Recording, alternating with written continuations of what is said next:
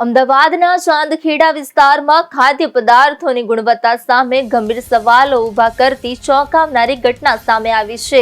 બજારમાંથી લાવેલા ઢોસાના ખીરામાંથી બનાવેલી વાનગી ખાધ્યા બાદ ફૂડ પોઈઝનિંગ થતા એક જ પરિવારની 2 માસૂમ દીકરીઓના મોત નીપજ્યા હોવાનો દાવો કરવામાં આવ્યો છે।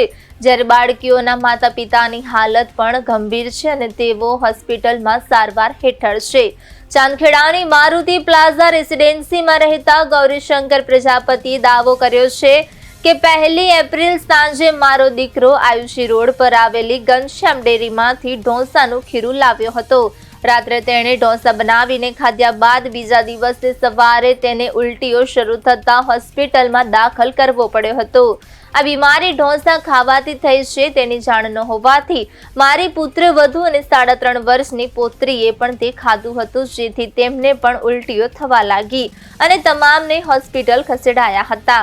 ગૌરીશંકર પ્રજાપતિએ જણાવ્યું હતું કે આ ગંભીર અસરને કારણે મારી 2.5 મહિનાની નાની પુત્રીનું અને ત્યારબાદ 3.5 વર્ષની મોટી પુત્રીનું હોસ્પિટલમાં સારવાર દરમિયાન મૃત્યુ થયું છે। અત્યારે મારો દીકરો અને પુત્રવધુ બંને હોસ્પિટલના આઈસીયુમાં દાખલ છે। મારી પોલીસ દ્વારા આ સમગ્ર ઘટનાની તપાસ કરવામાં આવે અને અમને ન્યાય અપાવવામાં આવે।